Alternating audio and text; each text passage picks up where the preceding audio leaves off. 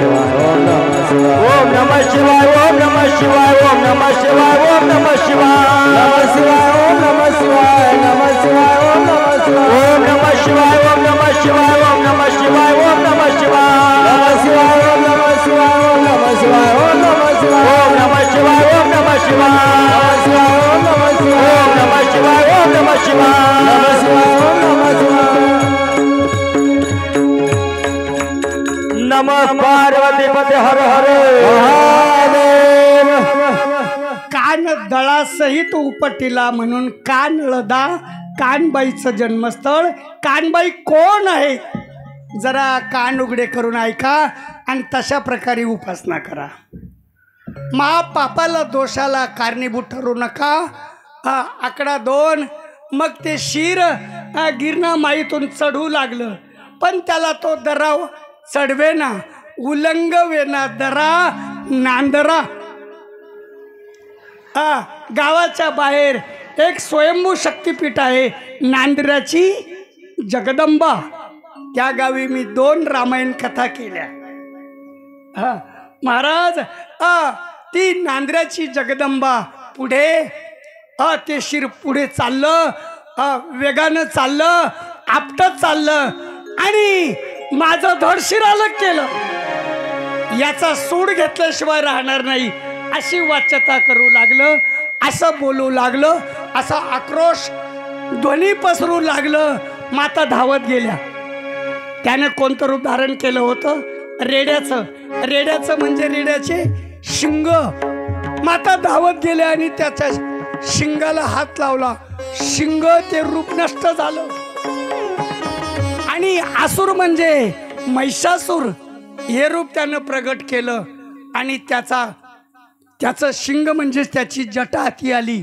ऐका, ब्रह्मदेवाला त्याने विचारलं होतं, हे 52 वरदान तुम्ही मला दिले, कवच सहित दिले, मला कोणी त्रिभुवनात मारू शकणार नाही, पण माझा मृत्यू केव्हा होईल? माझ्यातील शक्ती, सर्व शक्ती म्हणजे 52 सिद्ध विद्या माझ्या नष्ट केव्हा होतील? त्यावेळेस भगवान ब्रह्मदेवानं सांगितलं होतं, ज्या वेळेस आदिशक्तीचा श्री स्पर्श होईल, आदिशक्तीचा श्री स्पर्श झाला की तुझ्या देहातले 52 वरदान तुझ्या देहातून खाली पडतील. आणि देहातून खाली पडले की एखाद्या सर्वसामान्य माणसासारखा तू एक सामान्य माणूस या वृत्तीनं तू शिल्लक राहशील. मातेचा श्री स्पर्श 52 सिद्ध विद्या मणिरूपानं उडाल्या आणि जिथं पडल्या ती म्हणू दे. आलं लक्षात? मनुदेवी कोण आहे तर भगवान ब्रह्मदेवाने महिषासुराला अमरत्वाचं वरदान ही पहिली सिद्धी. तिन्ही लोकात मला कोणी मारू नये ही दुसरी सिद्धी. अशा 52 सिद्ध विद्या ज्या ठिकाणी मणिरूपानं पडल्या तीच आपली आदिशक्ती कुलस्वामिनी मनुदेवी आहे. एवढं मात्र विसरू नका. आपलं कुलदैवत आहे शिवपार्वती आणि कुलस्वामिनी आहे मनुदेवी. लक्षपूर्वक ऐका, सर्वांनी कुठं जाऊ नका. तुम्हाला भोलेनाथानं शिवपार्वतीनं इतकं जवळ घेतलेलं आहे. महादेव कोळी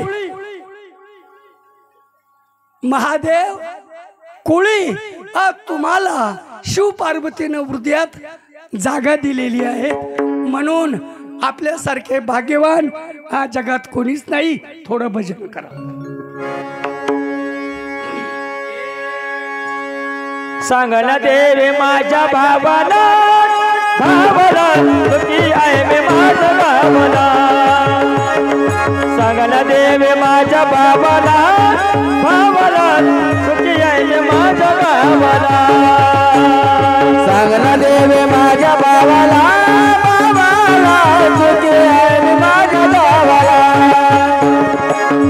देवी माझ्या बाबाला सुखी आहे मी माझ्या बाबाला हो सांगला देवी माझ्या बाबाला तू बाबाला सुखी आहे मी माझ्या गावाला सांगला देवी माझ्या बाबाला हो बाबाला सुखी आहे मी माझ्या गावाला हो सांगला देवी माझ्या बाबाला बाबाला सुखी आहे मी माझ्या गावाला सांगला देवी माझ्या बाबाला बाबाला सुखी आहे मी माझ्या गावाला हो सासर माझा बाबा परी सासू माझी आई खरी हो सासर माझ्या बाबा परी सासू माझी आई खरी हे दुःख कळत जावा जावा तू भावाला सुखी आहे मी माझ्या गावाला हो सांगला देवी माझ्या बाबाला बाबाला सुखी आहे मी माझ्या गावाला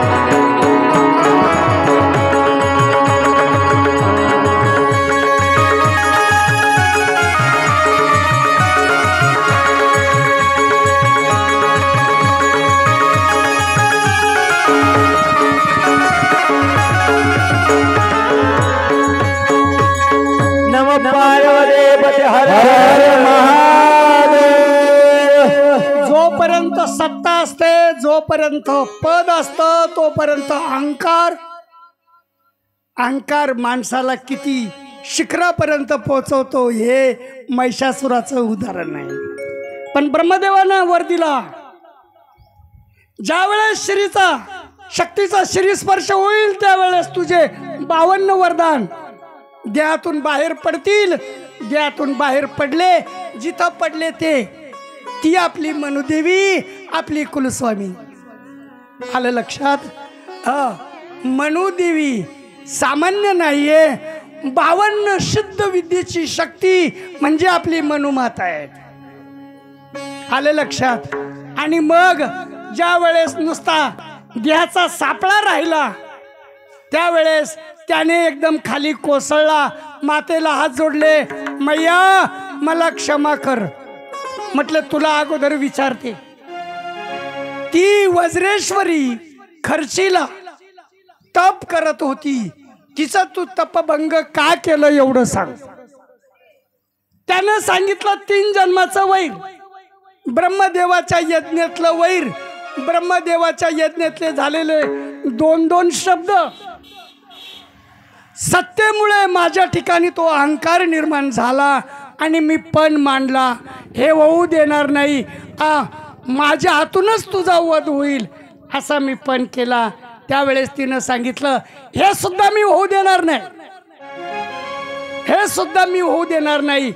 मग त्याने सांगितलं, 3 जन्माचं वैर म्हणून मी 3 जन्मामध्ये तिचं तपभंग केलं. म्हटले तू असुर आहे आणि सत्य सत्य सांगितलं, एकही शब्द तू खोटा बोलला नाही, तर मी प्रसन्न आहे, काय मागायचं माग. म्हटले, मैया मी त्या आदिशक्तीचं 3 जन्म वैर केलं, त्याचा दोष मला लागू नये. आकडा 2, मैया तुझ्या हातून माझा वध झालाय, आता बस पुरे झालं, मला पदही नको, शक्ती नको, आता तुझ्या पायाजवळ मला जागा, तुझ्या पायाजवळ मला जागा द्या. म्हटले, तथास्तु, ठीक आहे. आता या हातातलं शिर म्हणजे मड सापळा मी आता खाली सोडणार आणि वरदान देते की तुला पायाजवळ जागा पाहिजे ना, शिर जिथं सोडलं पडलं तर ते शिर अदृश्य झालं आणि आदिशक्ती प्रगट झाली. शिर जिथं पडलं ते शिरागड आणि शिर पडताच अदृश्य माता प्रगटली. तीच शिरागडची जगदंबा आतापासून इथपर्यंत मिळवलेले वरदान, मिळवलेल्या शक्ती समूळ त्याच्या नष्ट करून त्याला प्रेतवत बनवलं आणि शेवटी निघाल्या.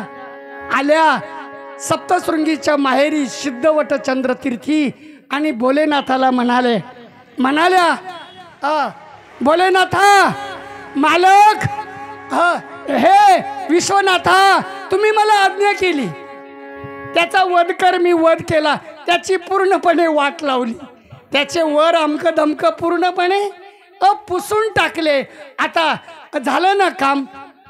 3 लोकांना ताडण करणारा तो महिषासूर, त्याचा वध झाला ना, मग चला ना आपल्या कैलासाला.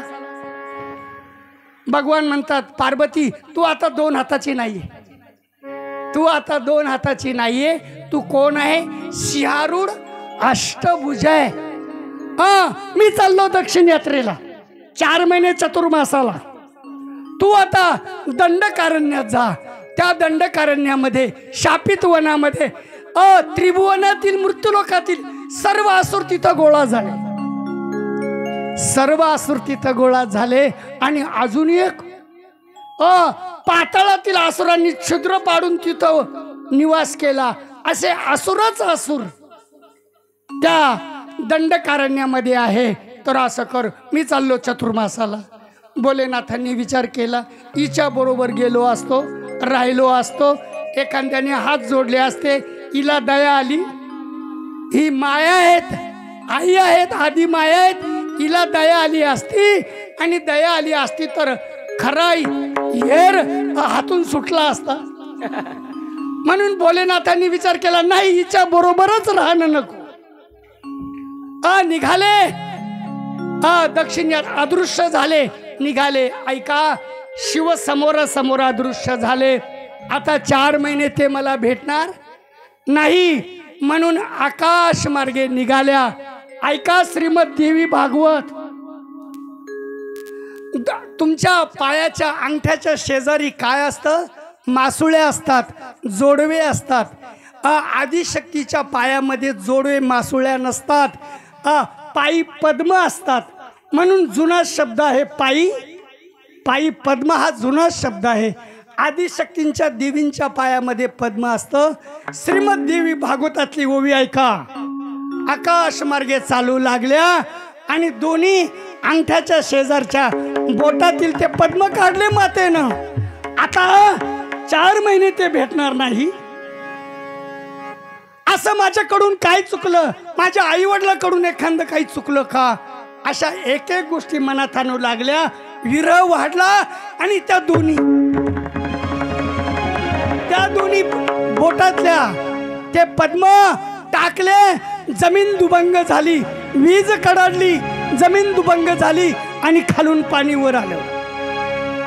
तेच पद्मालय. ऐका, श्रीमद देवी भागवतातली ओवी, जेथ शक्तीच्या चरण मुद्रिका पडे त्यासीच पद्मालय ऐसे बोली. पुढे आकाश मार्गे निघाल्या तर हातातल्या पाटपाटल्या आवाज करू लागल्या. दिला ना तुला भोलेनाथानं सोडून.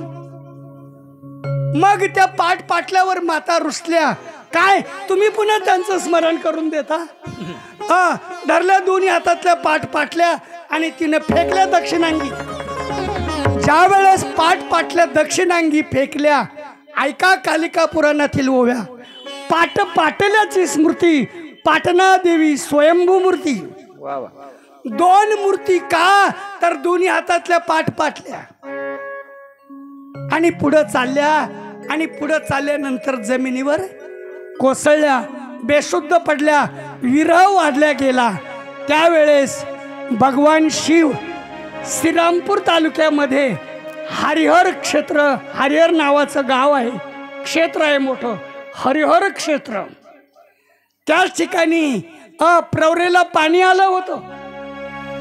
त्याच ठिकाणी पाणी ओसरलं होतं. स्नान केलं आणि दक्षिणांगी शिव दरडी चढताय तर उजवा पाऊल वाहून आलेल्या शिळेवर पडला. तेच शिंगणापूरचे शनी महाराज. इकडं नांदगाव तालुक्यामध्ये नस्तनपूरला माता पार्वती जमिनीवर कोसळल्या आणि तिकडं भगवान भोलेनाथाचा उजवा पाऊल शनीच्या शिळेवर पडला. शनी प्रगट झाले. पिताजी काय आज्ञा? म्हटले माझं राहू दे, आज्ञा राहू दे, काम राहू दे. अरे तुझी आई पार्वती त्या नांदगाव तालुक्यामध्ये कोसळली, आज जाऊन तिला सावध कर.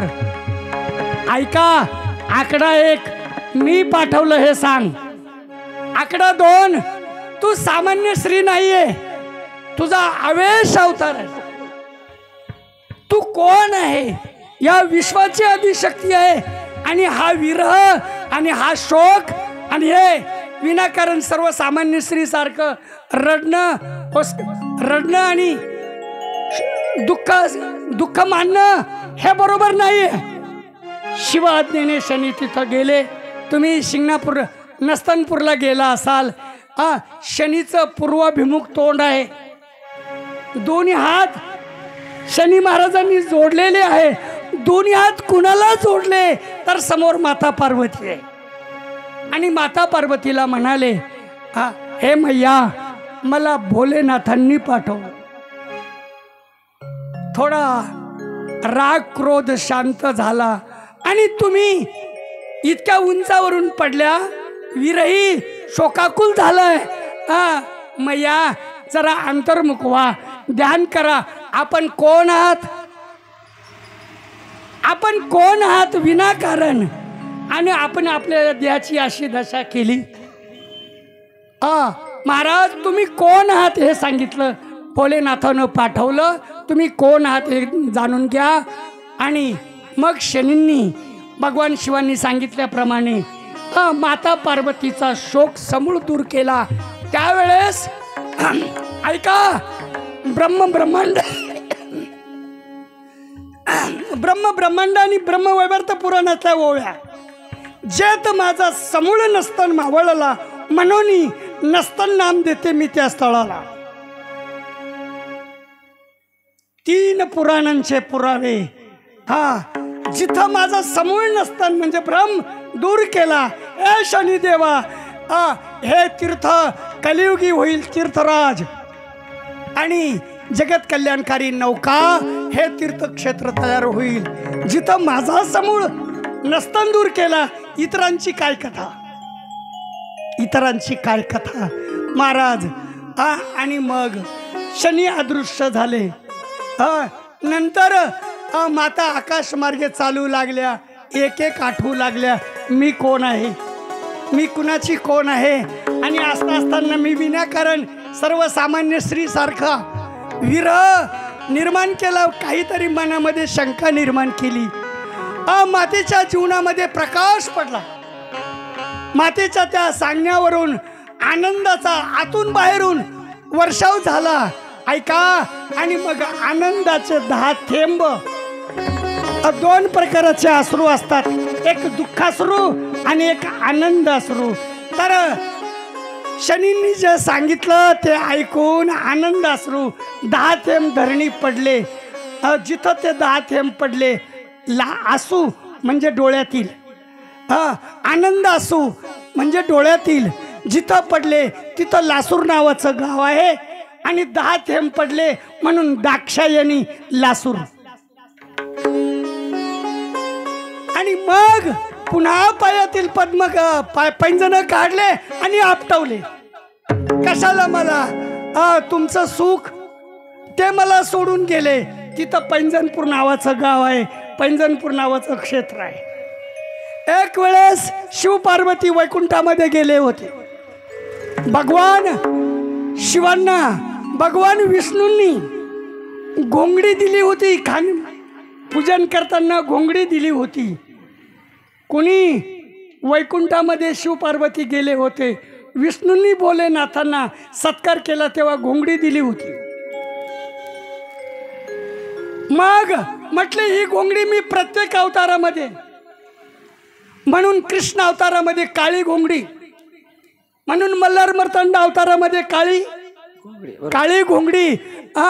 त्यावेळेस माता लक्ष्मीनं, ऐका, माता पार्वतीला वैजंती माळ दिली होती. आणि ती वैजंती माळ आकाशमार्गे जात असताना तुटून पडली. जिथं पडली वैजंती माळ तुटून पडली ते वैजापूर. कमंडलू पडला उक्कड क्षेत्र. त्रैलोक्यातील देवी आवेश अवताराच्या भेटीला आल्या कोटमपूर. गोदावरीच्या उत्तर तटाला 3 दिवस अनुष्ठान केलं. प्रत्यक्ष पाण्यात उतरल्या गोदावरी माता कन्या रूपानं प्रगट झाल्या आणि एकदम हाक मारली, मा. 3 मजली हेंगाडपंथी मंदिर आहेत. माता पार्वतीचं एकटीचंच, पण मध्यपात्रामध्ये, गोदावरी मध्यपात्रामध्ये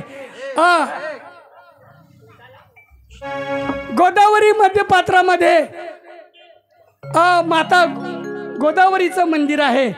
आणि म्हणून फक्त मा, आपण इथं एवढ्या शब्दावर त्या देवीला दुसरं नाव नाही. गोदावरी मातेनं कन्या रूपात मारलेली हाक म्हणून माय देवी. तिथं गाव वसल्या गेलं मायगाव. मग जिथं त्रैलोक्यातील देवदेवता प्रदक्षिणा करत होते, आणि त्या ठिकाणी 4 चतुर्मास केला ते देवगाव देवभूमी. आणि ज्या ठिकाणी, ऐका, शनी महाराजांना आणि हनुमंतरायाला शाप मिळाला होता, तो शाप रुई नावाचं गाव आहे निफाड तालुक्यामध्ये. त्याच शापित देवांगणाला शाप मुक्त केलं, रुई रेवाई मुक्त केली. आणि आपल्याच खर्चीला मग ब्रह्मा विष्णू इंद्र चंद्र देव देवी देवता आले आणि भोलेनाथाला म्हणाले, बस बस, तुमच्यासारखे दयाळू कृपाळू कोणीच नाही, तुमच्यासारखे भक्ताचं संगोपन करणारे दुसरे कोणीच नाही. तर सर्वांनी विनंती केली की आमच्या ज्या ज्या चुका झाल्या त्या चुका आपण पदरात घ्या आणि आम्हाला प्रसाद द्या. त्यावेळेस, ऐका, सप्तशृंगीच्या माहेरी सिद्ध चंद्रवट तीर्थी ब्रह्मदेवाला 91 वरदान दिले, म्हणजे 91 सिद्ध्या दिल्या. विष्णूला 168 सिद्ध विद्या दिल्या. दत्तांना 76 सिद्ध विद्या दिल्या. नंतर अष्टभैरवांना साधक बाधक 2 विद्या दिल्या. नंतर नवनाथांना तुमचे संप्रदाय सिद्धीचे सागर बनव, हे ब्रह्मा विष्णू इंद्र चंद्र त्रैलोक्यातील देवदेवतांना सप्तशृंगीच्या माहेरी वरदान मिळालं की तुमचे सांप्रदाय सिद्धीचे सागर बनो हे वरदान सप्तशृंगीच्या माहेरी खर्ची आश्रमावर मिळालं. आणि शेवटी माता म्हणाली, अहो सर्वच तुम्ही द्या, मला कुठं सन्मान ठेवता का? हा त्यावेळेस म्हणाली, मी नवनाथांना, मी दत्तांना, ब्रह्मा विष्णूंना वरदान दिलं, तुला वाईट वाटलं का? हा तुझी इच्छा आहेत का? असं कर, या नवनाथांना सांगा तुम्ही 84 शिष्य बनवा आणि 84वा जेव्हा शिष्य बनवाल त्यावेळेस एक करा. 84वा शिष्य बनवाल त्यावेळेस एक करा, तुम्ही त्या ठिकाणी याग करा. माता म्हणाले, 84 शिष्यांनो, नवनाथांनो 84वा शिष्य होईल त्यावेळेस मी त्या ठिकाणी प्रगट होईल. ऐका, महिषाचा वध करून गडाकडे जात असताना ज्या शिखरावर 84 शिष्य बनवले, याग सुरू केला, माता आकाश मार्गे चालल्या, खाली पाहिलं, सर्व ओळखलं. आणि आपल्या पूर्वीच्या महिलांचा दागिना लोन झुंबर दोन्ही केसाच्या मध्ये अडकवलेलं असतं, ते लोन झुंबर नावाचा दागिना मातेनं लीला केली. यज्ञ पूर्णाहुती, शेवटची पूर्णाहुती स्वाहा म्हणणार आणि तेवढ्यामध्ये आपली तो लोन झुंबर काढला आणि यज्ञामध्ये फेकला. जसं नारळ फुटावं असा त्या दागिन्याचा स्फोट झाला, त्यातून माता प्रगट झाली. आणि त्याच ठिकाणी निपाड तालुक्यामध्ये लासलगाव नैताळे गावाच्या मधोमध एक शिखर आहे. लोण झुंबर चिथं यज्ञ टाकलं म्हणून त्या शिखराचं नाव आहे लोणचाई. आणि त्याच ठिकाणी माता पार्वतीने 84 सिद्धांना सिद्ध कुंजिका नावाचा बीज मंत्र दिला आणि अनुग्रह दिला. म्हणून नाथ संप्रदायाची, म्हणून दत्तांची नाथ संप्रदायाची कुलस्वामिनी सप्तशृंगी आहे. आमच्या ज्ञानेश्वर महाराजांची कुलस्वामिनी सप्तशृंगी आहे. यावरून हे वचन आणि स्मरणात ठेवा. थोडं भजन करा. लागली याचा उलग उमटल पाऊल ग, आई तू येणं केलं ग म्हणू देवी, माय तू येणं केलं ग, तुझ्या येण्यानं जीवनाचं सोनं झालं ग, तुझ्या येण्यानं जीवनाचं सोनं झालं ग, तुझ्या येण्यानं जीवनाचं सोनं झालं ग, तुझ्या येण्यानं जीवनाचं सोनं झालं ग.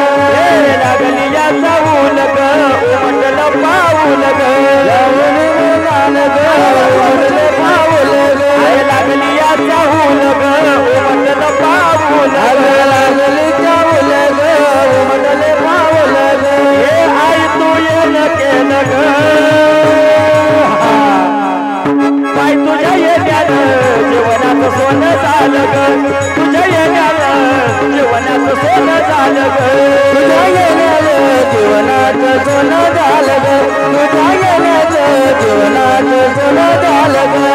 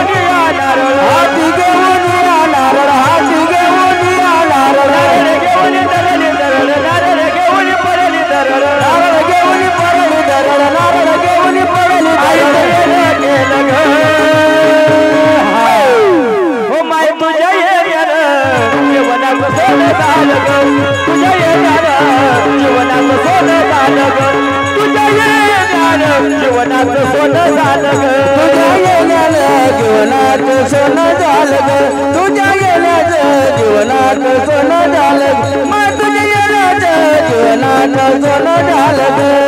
लागली याचा ऊन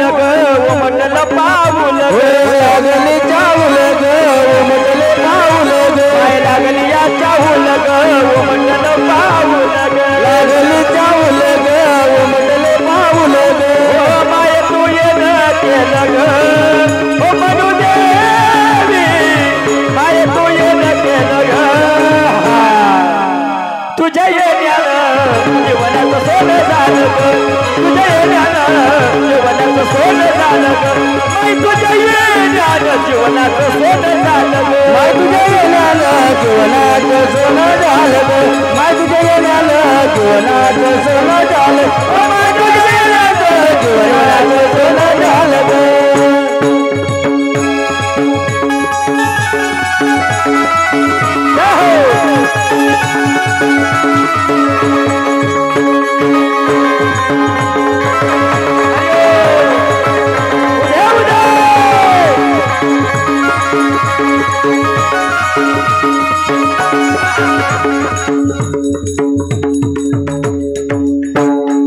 पार्वती मध्ये हरे हरे महादेव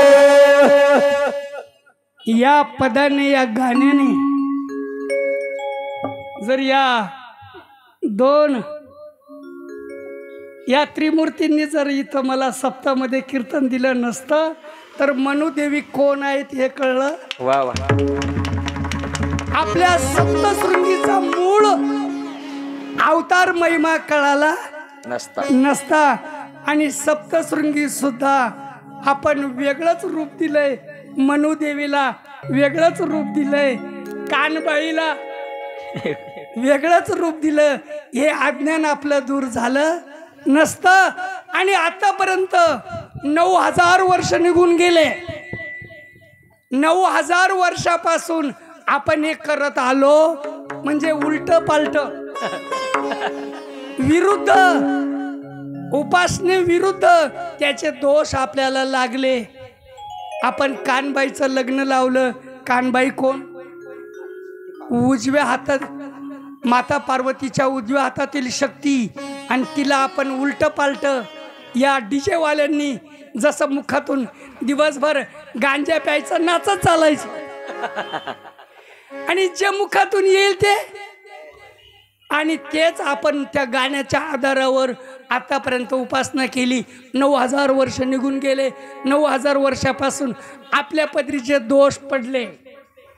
आज वर्धापन दिनानिमित्ताने ग्रामस्थांचं कौतुक, नुसतं ग्रामस्थांचं कौतुक नाही, क्षमा मागा, कानबाईला क्षमा मागा, माता मनुदेवीला क्षमा मागा, माता शिरागडच्या आंबे जगदंबेला क्षमा मागा.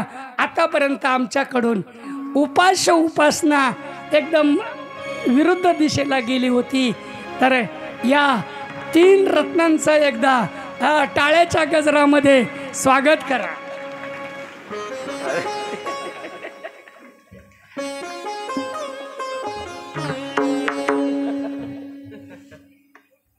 ऐका,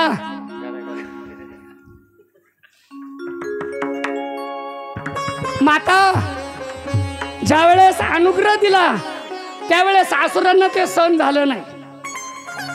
तिथं 3 असुर होते, अंडासूर आणि नंगासूर. तेच अंडासुराचं गाव अंदरसूल आणि नंगासुराचं गाव नगरसूल.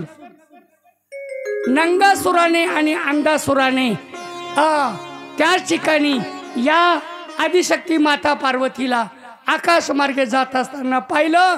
तिला खाली पाडायचं, विघ्न आणायचं. मातेनं क्षणात दोघांचा वध केला. अंडासूर अंदरसूल, नंगासूर नगरसूल. आणि नंतर पुन्हा दुसरा एक असुर धावत आला, तोच सोन्नर नावाचा असुर. तिथं त्याचा वध केला. ते सोन्नर नावाचा असुर, सिन्नर नावाचं गाव, तिथं त्याचा वध झाला. नंतर एक चंबकासूर नावाचा असुर नाशिकमध्ये राहत होता. तो काय करायचा, 3 भाऊ होते. 3 भाऊ होते. एक अन्नक्षेत्र घालायचा, दुसरा त्या अन्नामध्ये विष कालवायचा आणि तिसऱ्याने लोकांना मोफत जेवण आहे, मोफत जेवण आहे म्हणून रस्त्यावर उभा राहायचा आणि तो प्रसाद खाऊ घालायचा. महाराज देवांना विष बाधा झाली. देवांनी विष बाधा झाल्यावर ओकारी काढली. लाळेनं ते विष गाळलं. जिथं ते विष गाळलं तिथं देवळाली नावाचं गाव आहे. 10 ऋषींना शंका आली. 5 ऋषींना शंका आली. ते अन्न खाऊ नका. सर्वत्र त्यांनी चर्चा केली म्हणून दशक 10 लोकांना शंका आली. 5 लोकांना शंका आली. पंचक अशा प्रकारे असुरांचा वध केला. सर्व देवी मृत्यूलोकातून भेटायला आल्या आणि मृत्यूलोकातून भेटायला आल्यामुळे महाराज माता पार्वतीच्या मनामध्ये एकच एक शंका राहिली. त्रिभुवनातील सर्व अवतार, त्रिभुवनातील सर्व देवी माझ्या भेटीला आल्या, पण मी जिच्यासाठी पाकिस्तानमध्ये कराची नावाचं गाव आहे तिथं जन्म घेतला होता ती इतक्या दूरवरची मला भेटायला आली नाही असं मनात आणलं. तेवढ्यामध्ये ती कराचीतली मातेच्या समोर निपाड तालुक्यामध्ये उगाव नावाचं गाव आहे. तिथं हिंगलाज रूपानं प्रगट झाली. तीच हिंगलाज माता उगावची. थोडं भजन करा. आई भवानी तुझ्या कृपेने तारसी भक्ताला अगाध महिमा तुझी माऊली वारी संकटाला. आई कृपा करी माझ्यावरी जागावे तो रात सारी. आई कृपा करी माझ्यावरी जागावे तो रात सारी. आई गोंधळाला गोंधळ मांडला भवानी गोंधळाला अरे गोंधळ मांडला भवानी गोंधळाला गोंधळ मांडला भवानी गोंधळाला गोंधळ मांडला भवानी गोंधळाला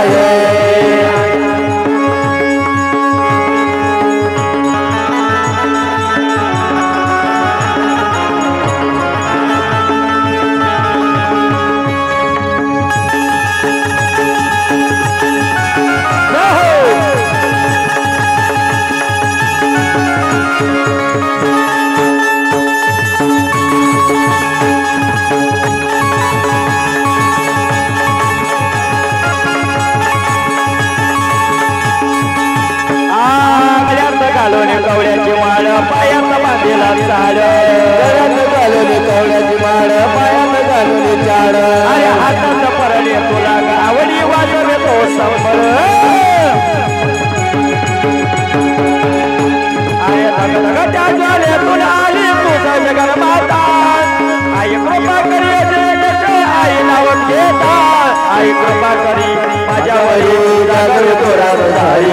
आई कृपा करी माझ्यावरी जागवे तो रात सारी. आई गोंधळाला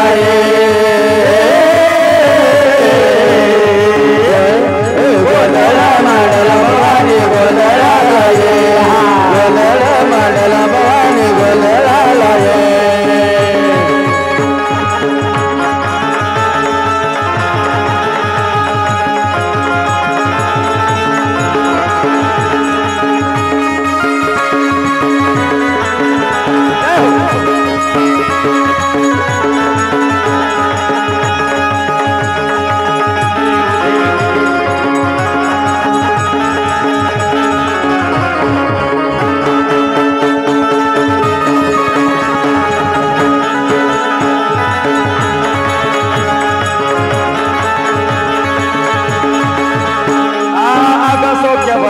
मालपचे मंडप आकाशाचा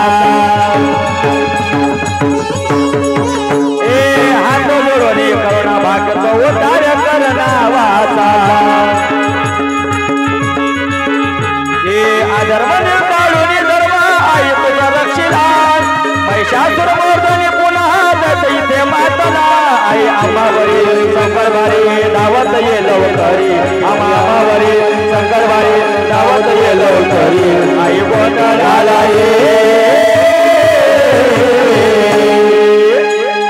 गोंधळ मांडला भवानी गोंधळाला गोंधळ मांडला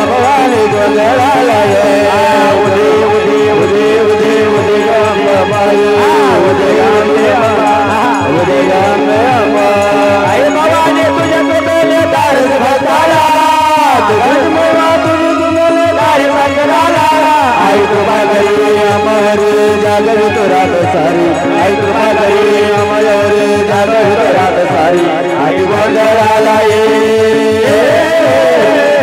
गोंधळ मांडला गोंधळाला ये मांडला भवानी गोंधळाला ये गोंधळ मांडला भवानी गोंधळाला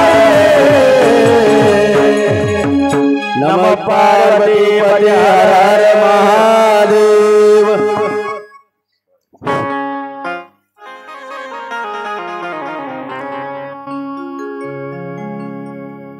महिषासुराचा वध करून खानदेशातून आदिशक्ती ज्यावेळेस दंडकारण्याकडे चालल्या त्यावेळेस 3 असुरांचा वध केला.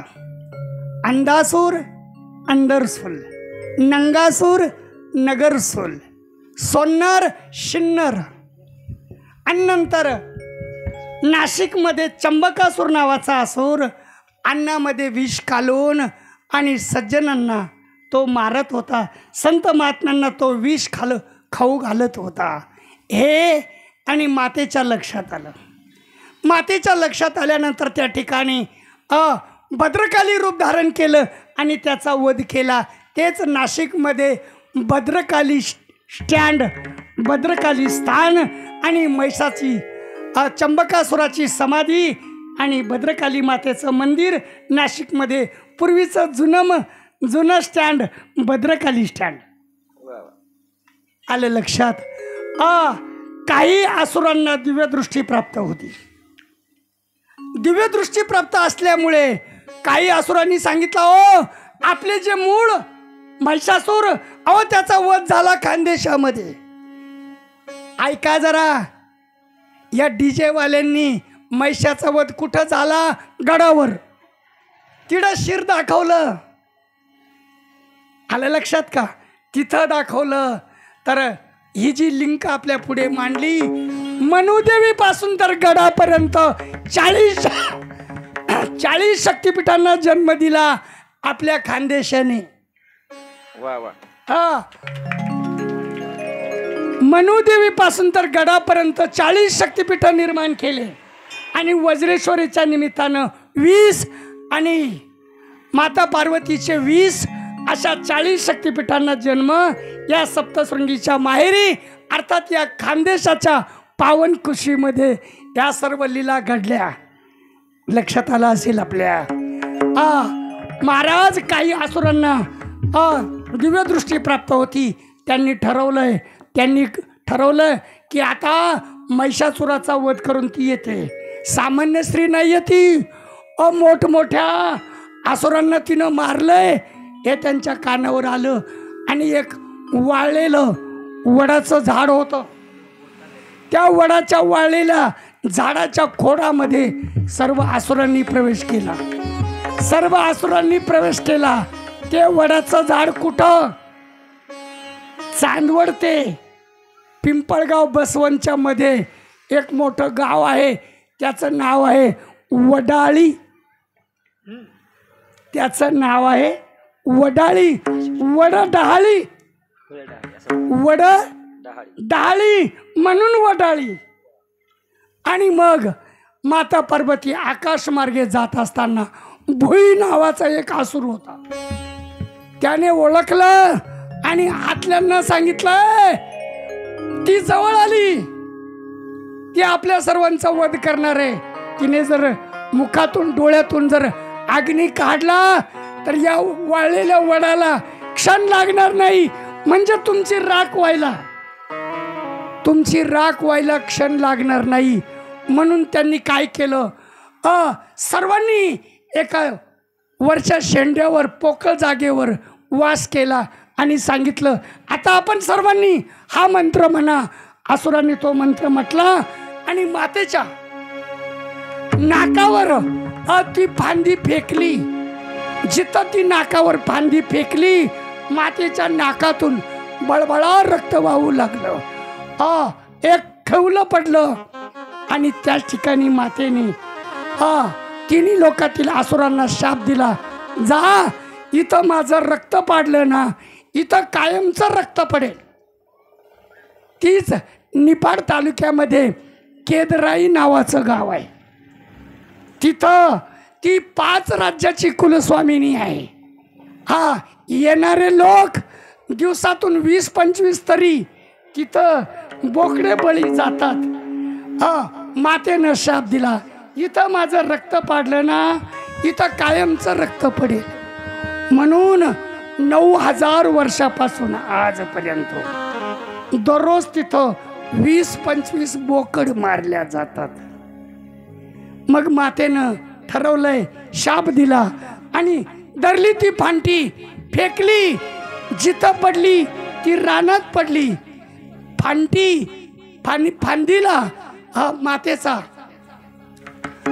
फांदीला मातेचा स्पर्श झाला. ती जिथं पडली तिथं रानवड नावाचं गाव आहे. वडाची फांटी रानात पडली म्हणून रानवड नावाचं गाव आहे. तिथं आता साखर कारखाना आहेत. पुढे ऐका, चतुर्मास पूर्ण झाला. भोलेनाथांना वाटलं पार्वतीनं आतापर्यंत दंडकारण्यामध्ये काय काय लीला केल्या, म्हणून जवळ आले. माता पार्वती या वडडहाळी या वृक्षाला मुखातून अग्नी काढला आणि पेटून दिलं. त्या वडाळी गावातल्या वडडहाळी वडाची राख झाली. अर्थात सर्व असुर आणि पूर्णपणे मारले गेले. माता आकाश मार्गे आनंदाच्या भरात निघू लागल्या. समोर एक विशाल असा पिंपळ दिसला, मोठमोठी पानं त्या पिंपळाची. आणि त्या पिंपळाची पानं भोलेनाथ चतुर्मास करून आले आणि तिची परीक्षा पाहू लागले, तिची लीला पाहू लागले. तेवढ्यामध्ये भोलेनाथानं प्रत्येक पानाच्या ठिकाणी डमरू निर्माण केला आणि त्या डमरूचा आवाज काढू लागले. माता म्हणाल्या, डमरूचा आवाज त्यांच्या हातामध्ये, डमरू तर त्यांच्या हातामध्ये आहे.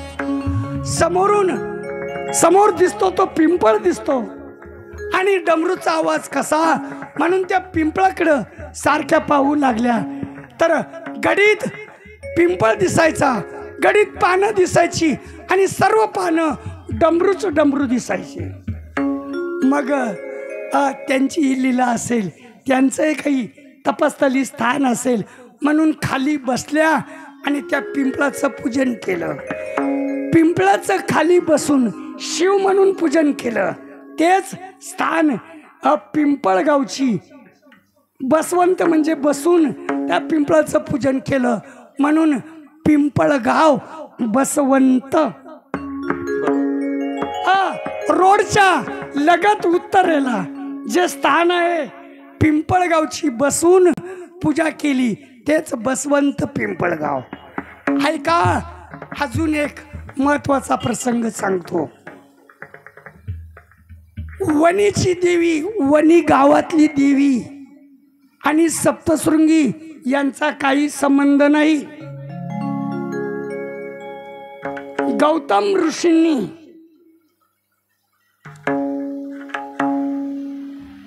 थोडा भजन करा.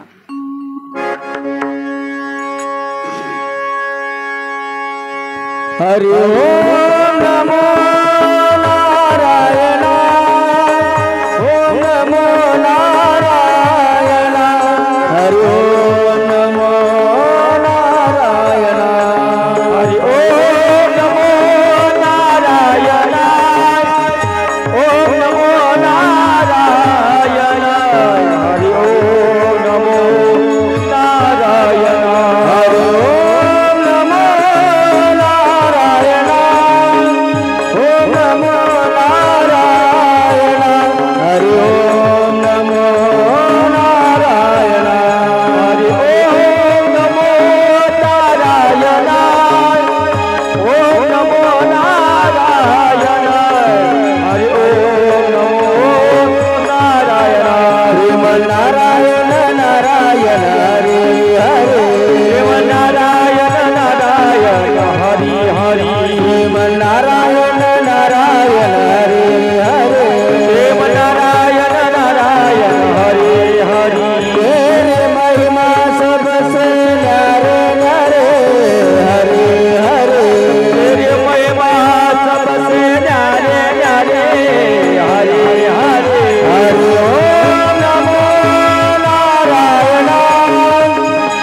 नमो नारायण हरि ओम नमो नारायण हरि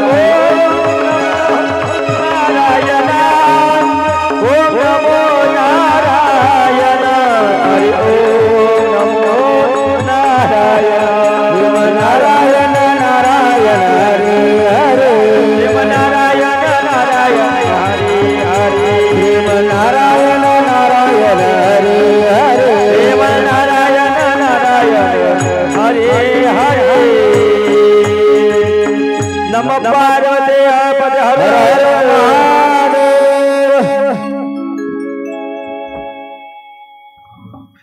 वणी या गावातली वणीची जगदंबा आणि गडावरची सप्तशृंगी माता या दोन्हींचा काहीही संबंध नाही।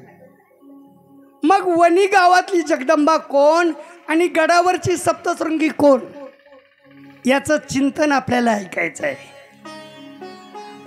तर सप्तर्षींनी नर्मदेची परिक्रमा केली। अमरकंटकून निघाले। त्यांनी ठरवलंय अगोदर तप करू नंतर प्रदक्षिणा करू। सर्वांनी ठरवलं काय करायचं, कोणता हार घ्यायचा का निर्जल राहायचं। जसं पाची पांडव आपण निर्जला एकादशी करू, भीमदादानं सांगितलं ते जमणार नाही।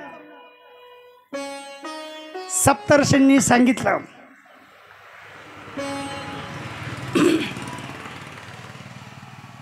आम्ही या ठिकाणी माईच्या किनारी तिचं जल पिऊन राहू, मग फक्त जलपराशन करू आणि तप करू। कपिल मुनीने सांगितलं भीमदादा सारखं मला जमणार नाही। तिला जर तिच्या किनारी माझं तप करून घ्यायचं असेल तर तिनं मला दूध पुरवलं पाहिजे। कुणी नर्मदा मातेनं, कुणी तिचे उपासक शिव पार्वती। आम्ही तसं यांच्यासारखं जल पिऊन राहणार नाही। हे मान्य असेल तर ठीक, नाहीतर तुम्ही 5 जण तप करा, मी चाललो। हा नर्मदा किनारा सोडून शेवटी माता नर्मदा स्वप्नात गेली, म्हणाली असं करा तुम्ही नाही म्हणू नका। मी 7 ठिकाणी सप्तर्षींना 7 खोरेत कोरायला लावले।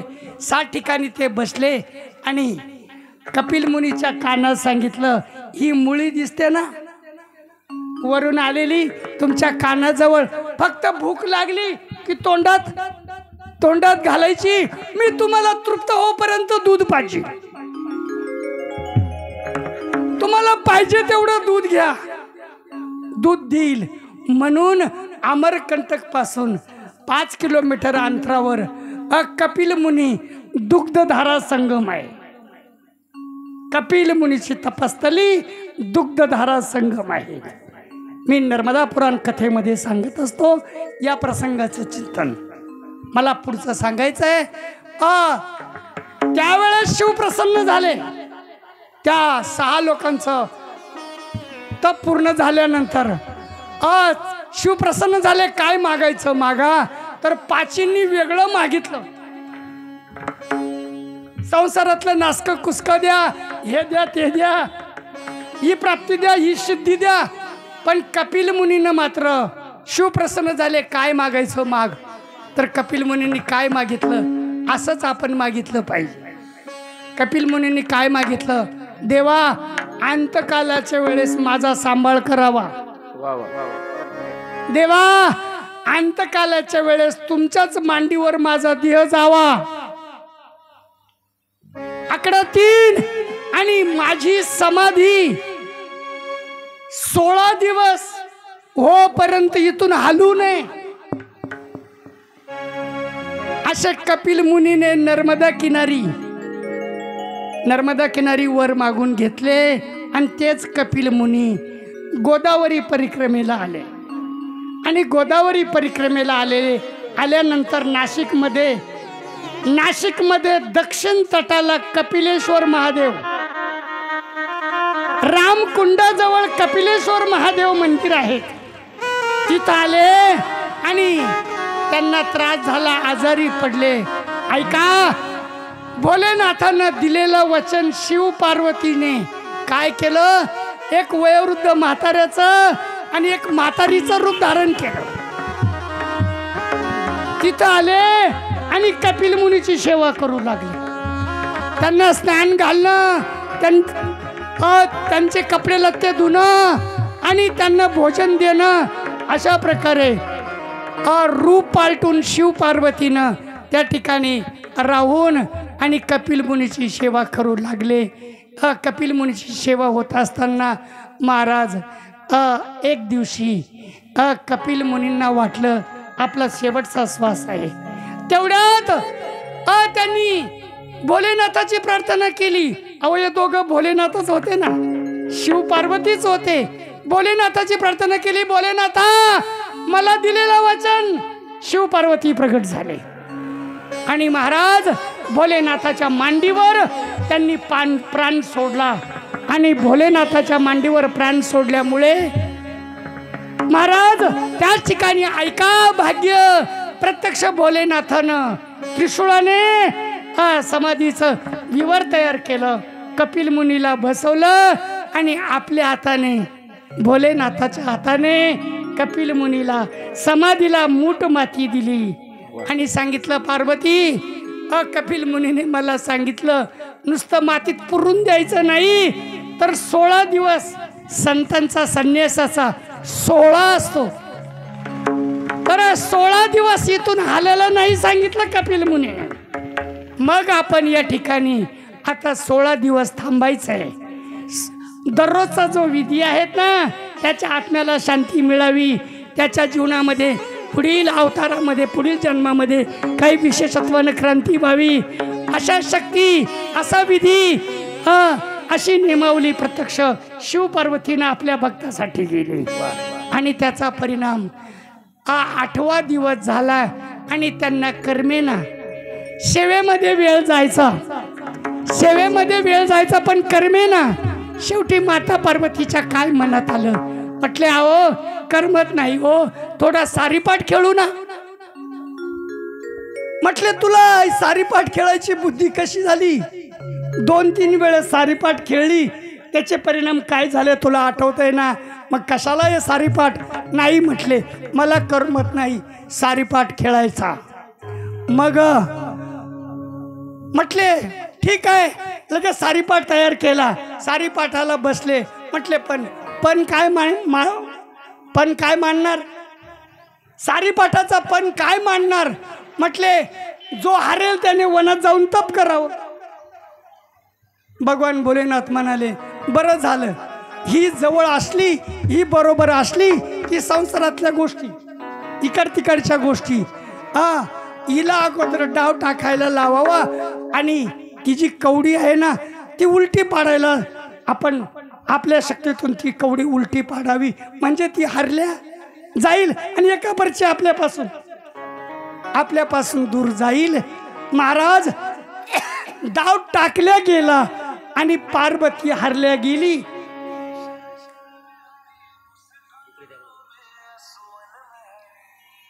पार्वती हरल्या गेली आणि पार्वती हरल्या गेल्यानंतर माता पार्वतीनं काय सांगावं, लगेच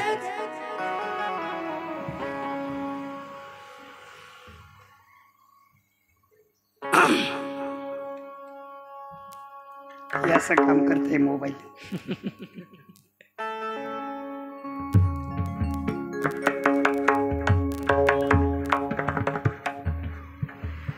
भगवान शिवानी टाळी वाजवली. तू मागितलेला वर, जो हारेल त्याने वनात जाऊन तप करावं. म्हटले आता मी चाललो. मार्कंडे पर्वताच्या कोपऱ्यावर एक उंच असं हेंगडपंथी शंकराचं मंदिर आहे. तिथं शिव गेले आणि शिव तिथं गेल्यानंतर महाराज ही माता पार्वती त्या काळातल्या वचनाप्रमाणे, दिलेल्या वचनाप्रमाणे आणि तिथं त्या वनी गावात आली. पार्वती हरल्या गेली आणि ज्या वनात जाऊन तप केलं ती वनी गावाची जगदंबा ही मूळ कथा आहे.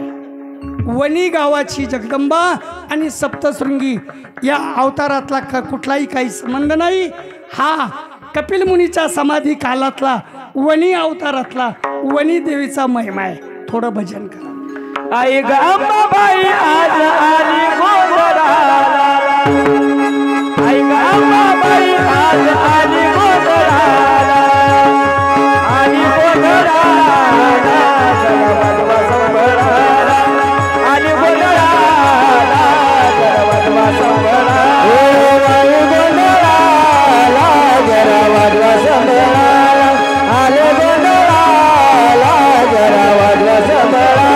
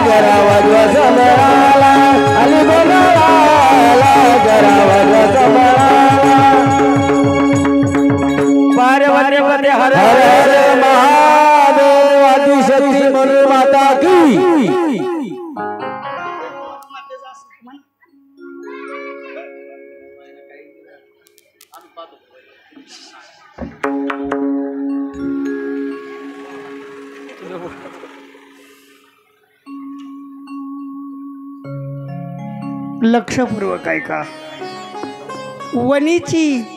वणी गावातली जगदंबा आणि गडावरच्या मातेचा काही संबंध नाही. तो अवतार कपिल मुनीच्या काळामध्ये समाधी कालातला प्रसंग मी आपल्या पुढे विस्तारपूर्वक सांगितला. पिंपळगाव, बसवंत पिंपळगाव या ठिकाणी शिव प्रगट झाले. आणि पार्वतीचं कौतुक म्हणून गडीत पिंपळ, गडीत शिव, गडीत पिंपळाच्या पानांना डमरू, डमरूचा आवाज. शेवटी ते जाणून माता खाली बसल्या. त्या पिंपळाचं पूजन केलं. जिथं पूजन केलं तेच हायवेच्या लगत पिंपळगाव बसवंत लगत एक मोठं शक्तिपीठ आहे. ते सप्तशृंगीचा अवतार खानदेशातून महिषाचा वध करून मनुदेवी, शिरागडची देवी कानबाई यांची अवतार लीला करून ज्या वेळेस गडाकडे चालल्या त्यावेळेस आणि त्या ठिकाणी प्रत्यक्ष भोलेनाथाचं पूजन केलं. आणि भोलेनाथाचं पूजन केल्यानंतर शिव आज्ञा माता अजून असुरांचा शोध घेऊ लागल्या. तर आमोशाची मध्यरात्र ज्या ठिकाणी सप्तशृंगीची मूर्ती प्रतिष्ठा आहे, सप्तशृंगीचं मंदिर आहे, सप्तशृंगीचा गाभारा आहेत ना, तिथं त्या ठिकाणी महाराज अनेक असुरांचा मेळा तिथं त्या विवरामध्ये बसलेला होता. आणि माता पार्वतीनं आमोशाच्या मध्यरात्रीला दिव्य नेत्रातून पाहिलं की इथं असुरगण बसलेले आहे. ऐका, त्यावेळेस त्या चंबकासुरानं त्यांच्या रक्षणासाठी एक येर पाठवला होता. तुम्ही गडावर गेलात, गडाच्या वरच्या शिखराकडे पहा, तिथं ते छिद्र का, तर तो चंबकासुरानं राखणदार ठेवला होता. जर कोणी असे आदिशक्ती देव आपल्या नाशासाठी आले तर इतरांना सावध करायचं, इतरांना सावध करायचं. माता पार्वती मध्यरात्रीला आजूबाजूला फिरू लागल्या, असुरांची विवर पाहू लागल्या. त्यावेळेस त्यांना वरचा प्रकाश दिसला. तो प्रकाश देऊन आवाज काढत होता, सावधान, आपापल्या विवरातून बाहेर पडू नका, कोणीतरी आदिशक्ती आपला संहार करण्याकरता आलीत. माता पार्वतीनं विचार केला, म्हणजे सप्तशृंगी मातेनं विचार केला, हा यांना सावध करणारा कोण? त्रिशूळ फेकला आणि शाप दिला, जा माझ्या या त्रिशूळासहित तू भस्म होशील. तो पाषाणामध्ये शिरला. त्याने 2 वरदान प्राप्त केले, तरी पण तो आतमध्ये शिरल्यामुळे महाराज त्या दगडाच्या ठिकऱ्या झाल्या, अग्नीसारखा तो जळून खाक झाला. जिथं पडला तोच डिंडोर, डिंडोर नावाचा असुर जिथं पडला तिथं गाव वसलं गेलं डिंडोरी.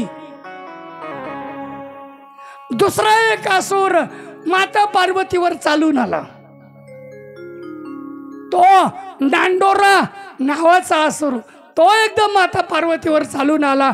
माझ्या सख्या भावाचा वध केला म्हणून तो धावून आला. माता पार्वतीनं पुन्हा हातातून एक अग्निअस्त्र काढलं आणि त्याच्यावर फेकलं. तो जिथं पेटूनच उठला, जिथं पडला तो नांदोर, तिथं नांदोरी नावाचं गाव आहे.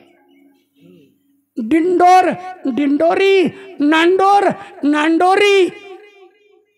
आणि तिथं तो पडल्या गेला. आणि शेवटी पुन्हा विवर पाहू लागल्या तर समोर त्या एका विवरामध्ये अनेक असुर, अनेक बलशाली सामर्थ्यवान असुर त्या ठिकाणी त्यांना दिसले. आणि दिसल्यानंतर माता चौताळल्या. मातेला आतापर्यंत यांच्या मर्दनासाठी झालेला त्रास मातेने एकदम मुखातून आणि डोळ्यातून अग्नी काढला आणि त्या विवरातले सर्वची सर्व असुर जाळून खाक केले. आणि जाळून खाक केल्यानंतर महाराज प्रत्यक्ष त्रैलोक्यातील देवांनी त्या ठिकाणी अवतरित होऊन आणि मातेचा जय जयकार केला. मातेच्या शौर्याची कार्याची गर्जना केली. असुरमर्दिनी असुरमर्दिनी. तेवढ्यात शिव प्रगट झाले आणि म्हणाले, अरे नुसती असुरमर्दिनी नाही, दंडकारण्यातील असुरांचा वध केला. नुसती असुरमर्दिनी नाही तर तिनं खानदेशामध्ये मूळ अशा तिन्ही लोकाला त्रास देणाऱ्या महिषासुराचा वध केला. तर भगवान शिव म्हणाले, हा माझा तिला आशीर्वाद, हे नामकरण करतो महिषासुरमर्दिनी. त्रैलोक्यातील देवांनी सांगितलं असुरमर्दिनी. भोलेनाथानं सांगितलं, अरे नुसती असुरमर्दिनीच नाही तर महिषासुर मर्दिनी.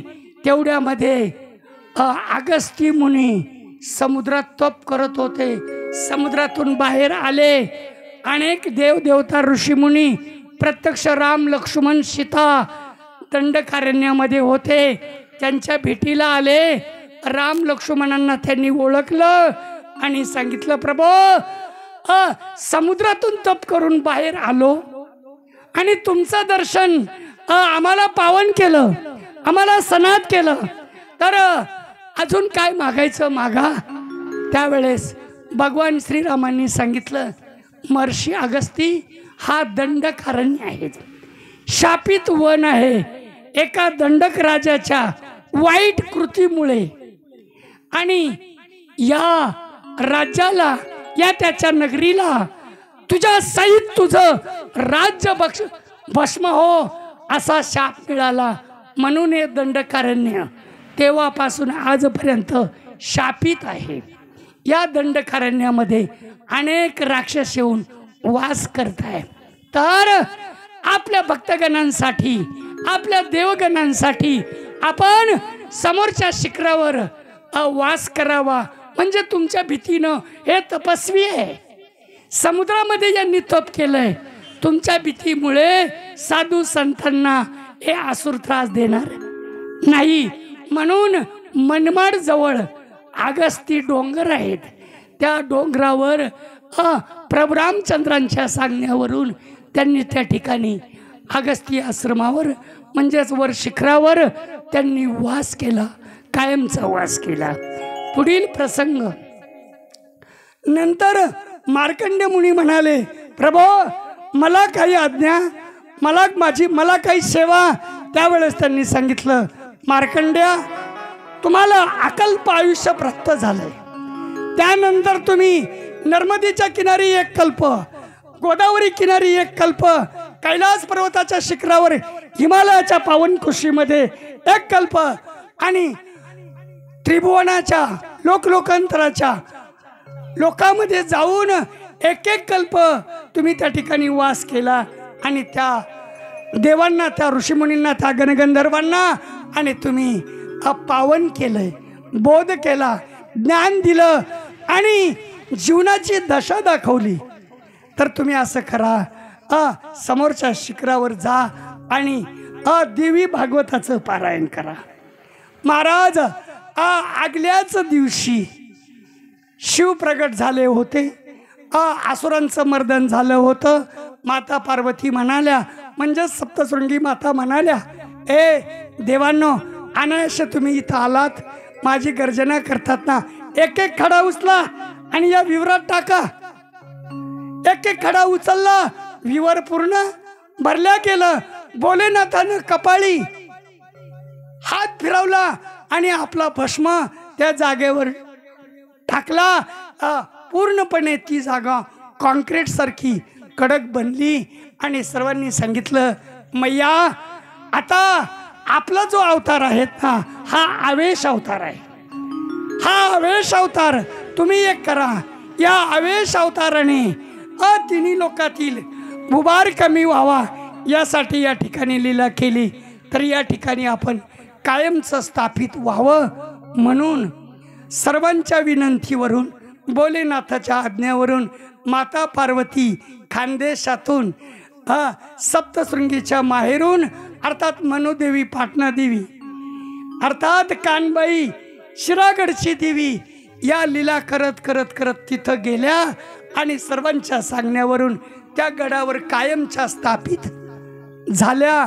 आता माता मनुदेवीची उपासना कशी करावी याचं थोडं चिंतन, थोडं भजन करा. गडावर आंबा बसली नटून, या मनू गडावर आंबा बसली नटून, येथे गरज दाटली भक्ती येते नटून, येथे गरज दाटली भक्त येते नटून, गरज दाटले भक्ती येते नटून, गरज दाटले भक्ती येते नटून, या बहुर गडावर आंबा बसली नटून, या बहुर गडावर आंबा बसली नटून, येते गरज दाटली भक्त येते नटून, येते गरज दाटली भक्त येते नटून, गरज दाटले भक्त येते नटून, गरज दाटले भक्त येते नटून.